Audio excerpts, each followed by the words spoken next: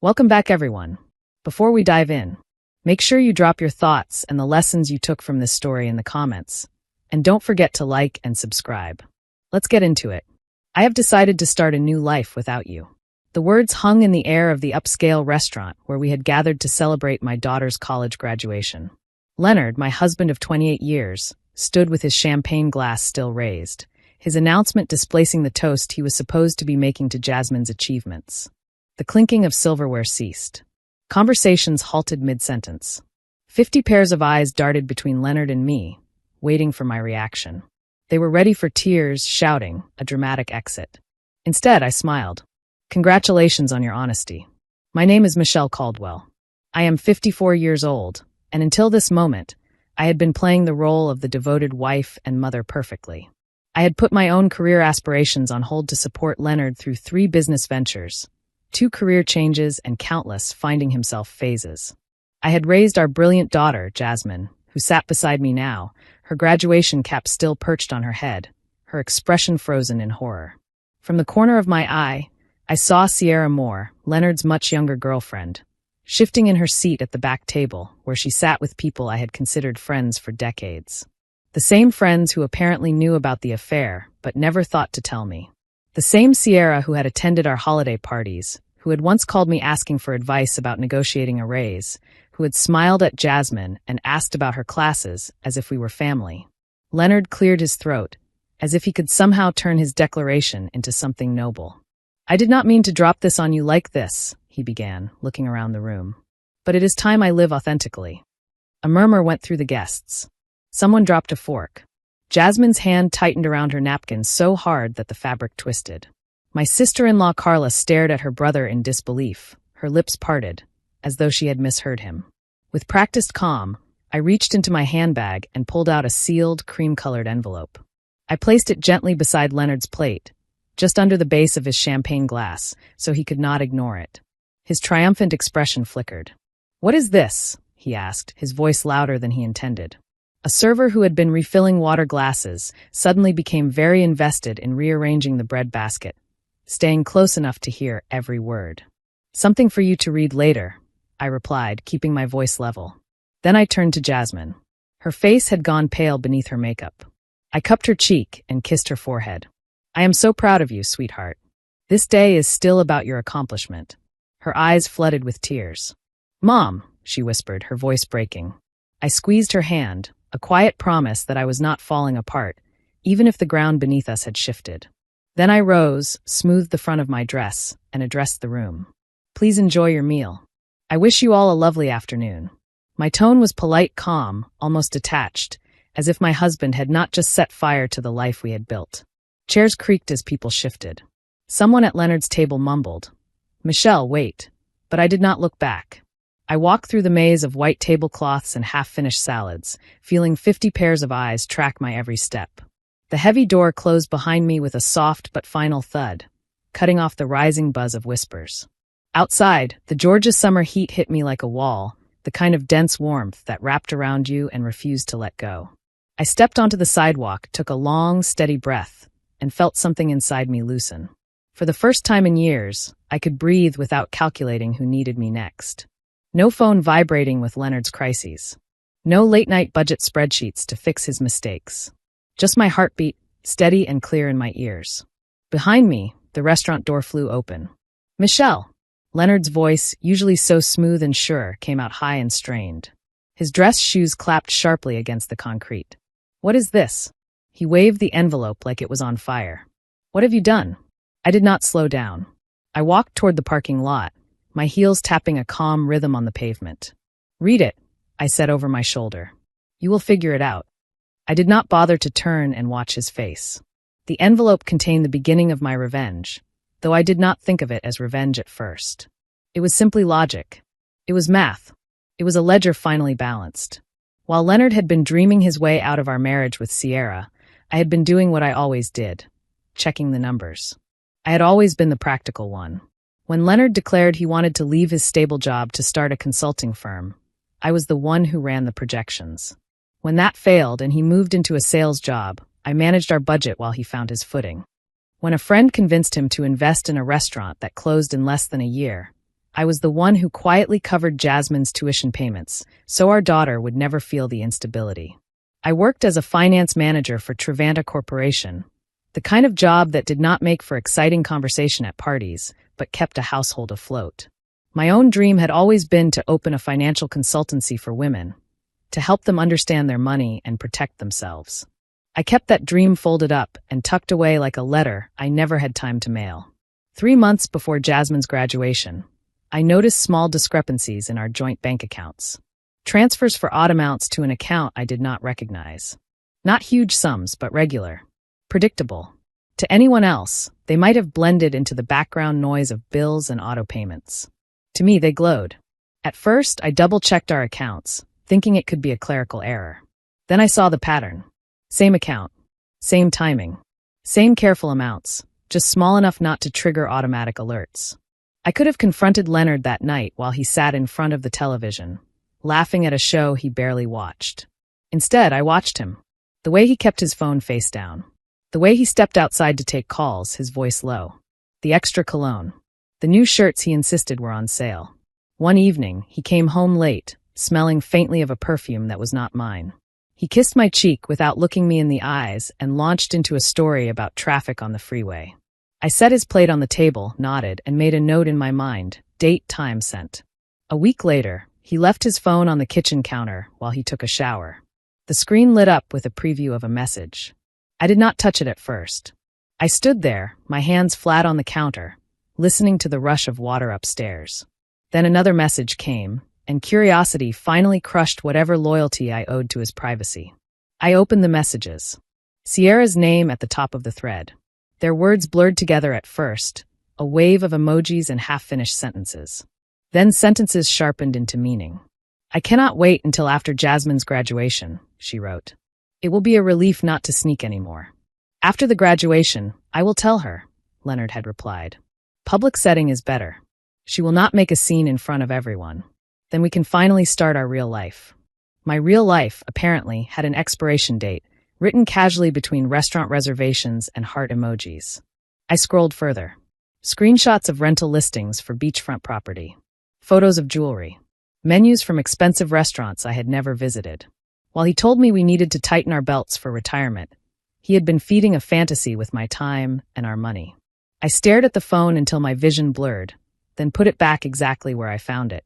I wiped my eyes, washed my hands, and set the table as if I had not just read the script for my own humiliation.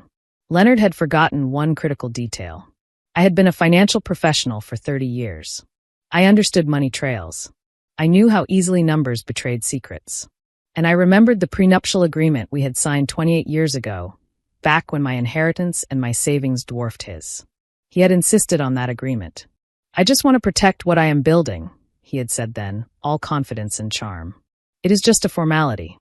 I had agreed, partly out of practicality, partly because I believed we would never need it. I pulled the prenuptial agreement from our fireproof box that night, sat at the kitchen table, and read every line, highlighter in hand. When I reached the fidelity clause, I stopped. The words were dry and legal, but the meaning was sharp as glass. In the event of proven infidelity, the agreement stipulated, I would retain the family home, the majority of joint investments, and a larger share of retirement accounts. His insistence on protecting himself had built a fence around me instead.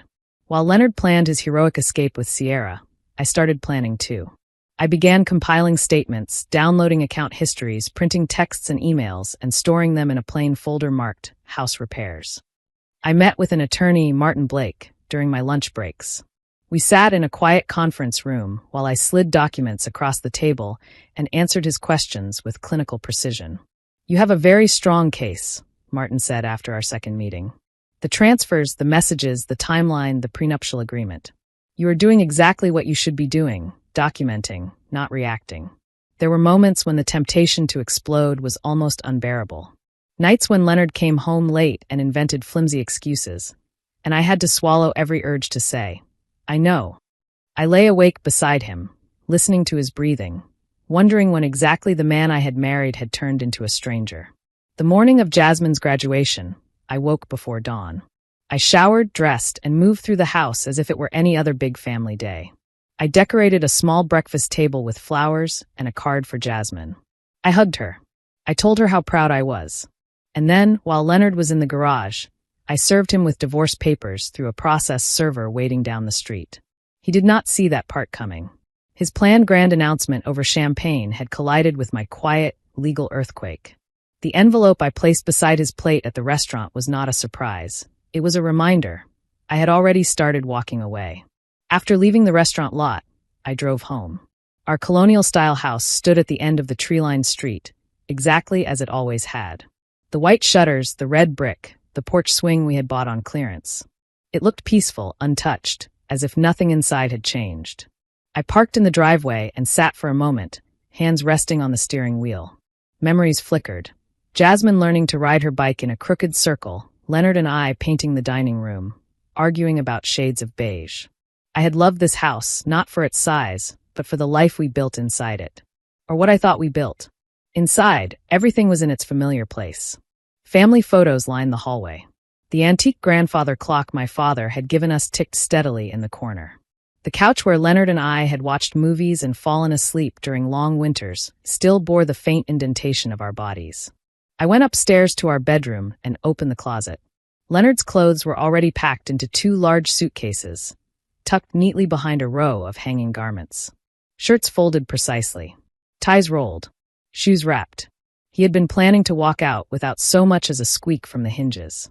Of course, I murmured to myself. Leonard had always been meticulous about clothing, but careless about everything that actually mattered. My phone buzzed over and over on the nightstand. Messages from people at the restaurant. From Carla. From Jasmine. From numbers I did not recognize. I ignored them all until I saw Jasmine's name appear. "Mom, are you okay?" her message read. "Where did you go? What is going on?" I typed, erased, and typed again. Finally, I wrote, "I am okay. This is not your burden to carry. Enjoy your graduation day. We will talk tonight. I love you." I sat there for a long time after hitting send, staring at the unsent words I would have liked to add. I am sorry this is happening today. I had kept Jasmine in the dark for months, not because I doubted her strength, but because I knew what stress could do to a final semester. She had worked too hard. She deserved to cross that stage without wondering if her family was crumbling behind her. It was late afternoon when I heard Leonard's car pull into the driveway. The front door opened with a slam, rattling the pictures on the wall. "Michelle," he shouted. "Where are you?" I closed my laptop and sat up straighter on the living room couch. Papers were neatly stacked on the coffee table. I had been reviewing our account histories, highlighting numbers I knew would matter later. By the time he stormed into the room, I was composed. He held the envelope in one hand, its edges crumpled. His tie was loosened, his hair slightly disheveled, the polished calm from the restaurant gone. "What is the meaning of this?" he demanded, shaking the envelope. "You served me with divorce papers today, of all days?" "I thought it aligned nicely with your plans," I said. "You wanted to start your new life. I am simply helping facilitate the transition." "You had no right." "I had every right," I cut in. "Just as you had every right to choose Sierra. We both made choices, Leonard. You made yours first." He tossed the envelope onto the coffee table and dropped onto the armchair opposite me. "We can work this out," he said, lowering his voice. "We do not have to destroy everything. The prenuptial agreement expired years ago. Any lawyer will tell you that." I folded my hands in my lap. "Actually, it did not. Section 12 states that the fidelity clause remains in effect for the duration of the marriage," I said. "Your lawyer should have explained that to you, if you had consulted one." I watched the confidence drain from his face, replaced by something closer to panic. "You misunderstood it," he said weakly. "It cannot still apply." "Martin did not seem confused," I replied. "He thought it was very clear. He was quite impressed that you signed it, to be honest." Leonard leaned forward, elbows on his knees. "Michelle, 28 years together must count for something," he said. "We built this life side by side. I know I made mistakes, but this is extreme." "Our history counts," I said. "That is why this hurts as much as it does. If this were a short marriage and a brief betrayal, I might have walked away with less fight. But I spent nearly 3 decades holding us together while you chased every new idea that popped into your head." His expression softened, searching for some familiar version of me he could appeal to. "Then let us fix it. We can go to counseling. I can end things with Sierra. We do not have to throw away everything. You ended things when you started systematically hiding money and planning a public announcement," I replied. There is a difference between a mistake and a strategy. You chose strategy. He straightened, offense flashing in his eyes. You are exaggerating. I picked up my phone, tapped the screen, and played a recording. His own voice filled the room. After the graduation, I will tell her it is over. A public setting is better. She will not make a scene in front of everyone. Then Sierra's voice. And she has no idea about the money. Leonard again, sounding smug. None. Michelle trusts me completely. That is her weakness. Silence dropped over the room. Leonard's face turned a sickly shade. You recorded me? He whispered. That is illegal. Not in Georgia, where one-party consent is sufficient, I said. And certainly not in my own home. I did not record your private moments with Sierra. I only recorded your conversations about defrauding me. He jumped to his feet. I need to make some calls. You probably do, I agreed. Your attorney's name is on the last page of the packet. Mine that is. You might want one of your own. I stood and picked up the small overnight bag I had packed earlier. I will be staying at Carla's tonight. Carla's? His voice cracked. My sister's house? Yes, I said. She is very upset with you. She was the one who first saw you with Sierra last Christmas, remember? She confronted you. You promised her it was nothing, that you were going to end it. When you did not, she came to me. He stared at me as if I had slapped him. Everyone is betraying me, he muttered. No, I said quietly. Everyone is finally telling the truth. I walked toward the front door. Leonard called after me, desperation breaking through his anger. What about Jasmine? Have you thought about how this affects her? I stopped at the doorframe and turned just enough to meet his eyes. Do not dare use our daughter as a shield, I said. You were not thinking about her when you were planning your new beachfront life. His phone buzzed loudly in his pocket. He glanced at the screen and groaned. It is Sierra. She is at the apartment. She says the keys do not work. That apartment you put in both your names? I asked. The one you thought you had secured last month? He frowned. Yes. What about it? The application was flagged for credit issues and never completed, I said. The leasing agent called the house to verify some information while you were out. I returned the call. I told them we were no longer interested. For a moment, he just stared at me. Then he sank back into the chair as if the air had been knocked out of him. I left him there and walked out, closing the door gently behind me.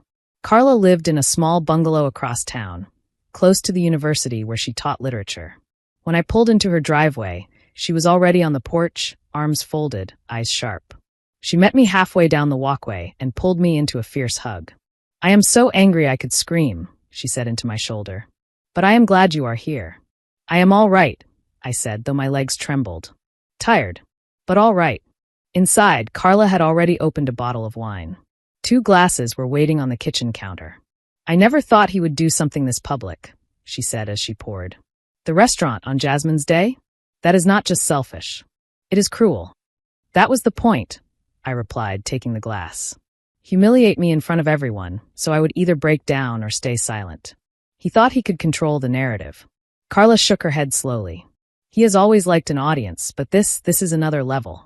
She looked at me over the rim of her glass. What did you put in that envelope that scared him so badly? I told her. The divorce filing. The evidence of the hidden transfers. The printed texts. The prenuptial agreement, highlighted and tabbed where it favored me. Carla listened without interrupting, her expression going from angry to grimly satisfied. I remember when he insisted on that agreement, she said. He was so proud of himself, talking about protecting his future earnings. She let out a humorless laugh. The irony is almost artistic. My phone rang. Jasmine. My chest tightened. I stepped into the hallway before answering. Hey, baby, I said softly. Mom, I am coming over, Jasmine said immediately, her voice tight. I cannot stay here with him. I grabbed a ride with a friend. I will be there in 20 minutes. You do not have to come, I said. You should be celebrating. There is nothing to celebrate right now, she said. Dad is telling everyone you have lost your mind, that you have been planning this for months, that you want to ruin him. I am not staying to listen to that. Drive safe, I said. I will be here. 20 minutes later, Jasmine walked into Carla's house still wearing her graduation dress, the blue sash slightly askew, mascara smudged under her eyes. She did not say anything at first. She just walked straight into my arms and held on. Why did you not tell me? She asked finally, her words muffled against my shoulder. I could have handled it. I could have helped. I pulled back and brushed a tear from her cheek. I did not want this to hang over your last semester, I said. You deserve to focus on your work, not on your parents' collapse. Dad already ruined the day, she said bitterly. You protecting me does not feel as helpful as you think right now. I know, I said quietly. You have every right to be angry with both of us. We moved to the living room. Carla handed Jasmine water and sat across from us, watching her niece with worried eyes. I told Jasmine everything in order, from the bank transfers to the texts to the prenuptial agreement. I did not spare myself in the telling. I admitted where I had stayed silent too long. Jasmine listened, her jaw tightening. When I told her about the messages where Leonard called my trust a weakness, she sucked in a sharp breath and covered her mouth with her hand. I knew something was wrong, she said. He has been different. Always on his phone, always disappearing. But I kept telling myself I was imagining it. She swallowed hard. I feel stupid. You are not stupid, Carla said firmly. You loved your father. You wanted to believe the best. My phone buzzed again. A text from Martin. Emergency motion approved. Accounts frozen. Home protected per prenuptial agreement. We will talk in the morning. I let out a slow breath I had not realized I was holding. I showed the message to Jasmine. He cannot move any more money, I said. At least not from our joint accounts. Good, she said, the word sharp as a knife. He deserves that. He is still your father, I reminded her gently. Whatever happens between us, that does not have to define your relationship with him.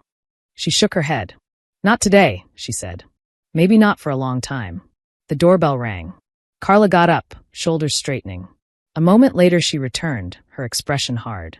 It is Leonard, she said. And he brought Sierra. Jasmine stood up before I did. Let them in, she said. Her voice was steady now. I want to hear what he has to say to my face. Leonard walked into the living room with Sierra hovering just behind him. Sierra looked smaller than she had at the restaurant, her confidence chipped away. Leonard looked angry, but there was a twitch of anxiety around his mouth. Michelle, this has gone far enough, he said. You need to unfreeze those accounts. We can work this out privately. Jasmine moved slightly in front of me, a subtle protective gesture I did not miss. Privately? She repeated. Like how you privately decided to announce your new life in front of all my friends? Leonard turned to her, taken aback. Jasmine, this is between your mother and me. It does not involve you. It does not involve me? She said, incredulous. You blew up our family at my graduation. You lied to me this morning when you told me how proud you were. You used my celebration as a stage. Sierra touched Leonard's arm. Leon, maybe we should leave and talk tomorrow, she said quietly. He shrugged her off. No, I am not going anywhere until your mother agrees to be reasonable. Carla folded her arms. From where I am standing, she said, your sister-in-law is the only reasonable one in the room. I stayed seated. The accounts will remain frozen until the preliminary hearing, I said. That is in 3 days. The judge will decide what is fair. And what am I supposed to do until then? Leonard demanded. I need access to funds. You have your personal account, I said. The one you have been funneling money into for the past year. That should hold you for a while. Sierra's head snapped toward him. You have a separate account? She asked. With how much in it? Leonard ignored her question. This is vindictive, Michelle. This is not like you. Maybe you never really knew me, I said. You knew the version of me who would always clean up after your messes. She is done. Jasmine turned to Sierra. Did you know he was going to do it like that? She asked. At my graduation lunch? Sierra swallowed. I thought he was going to talk to your mother privately, she said. I did not know he planned to stand up and make an announcement. I did not agree with that part. Leonard glared at her. Cracks were already showing in their united front. I think you both should leave, Carla said. You have done enough damage for one day. Leonard looked back at Jasmine, his expression pleading. Relationships change, he said. Sometimes people grow apart. You will understand one day. Jasmine's eyes hardened.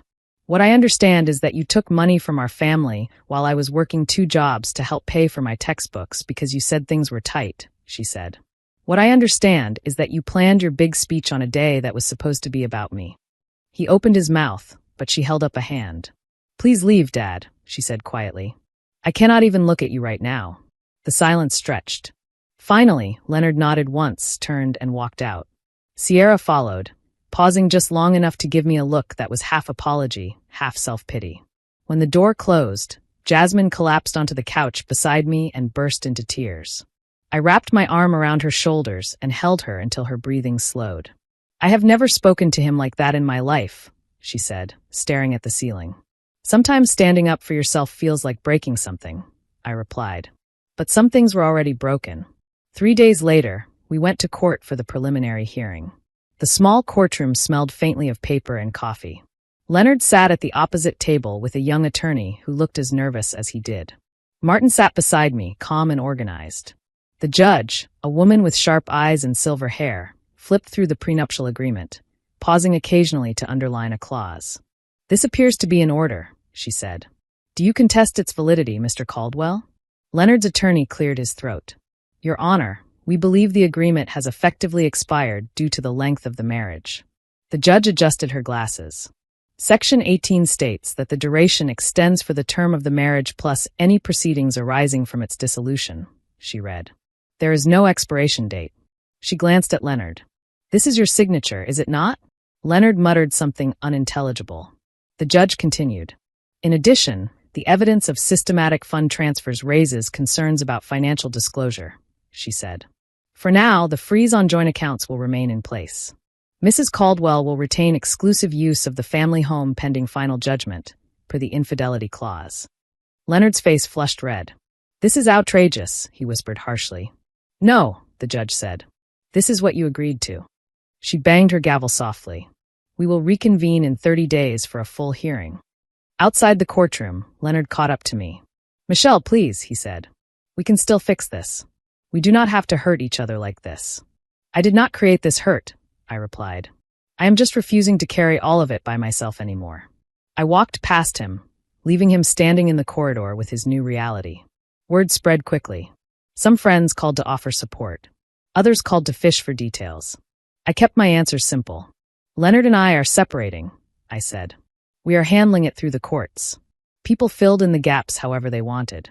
Meanwhile, Leonard's image began to crumble. The story of his public announcement traveled faster than any official paperwork. The story of his girlfriend, the hidden account, the failed apartment, the frozen funds followed right behind. 2 weeks after the hearing, Carla called me. "Sierra moved out," she said, a note of satisfaction in her voice. "Already?" I asked, though I was not surprised. "Apparently she discovered that the grand lifestyle he promised does not exist," Carla said. She told a friend she did not sign up to manage someone else's financial problems. I let out a laugh that surprised me with how light it sounded. "He always did prefer fantasy to reality," I said.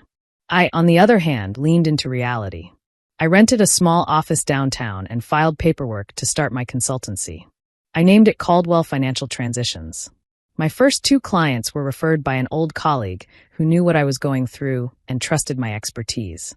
I sat across from those women in my cramped office, their eyes red, their hands shaking as they slid stacks of neglected statements toward me. "We will take this one piece at a time," I told them. "You are not alone with this anymore." The work filled me in a way Trevanta never had. Instead of patching corporate budgets, I was giving real people tools to rebuild their lives. 30 days later, on a gray morning that happened to be the date of what would have been our 29th wedding anniversary, Leonard and I returned to court. He looked thinner, older.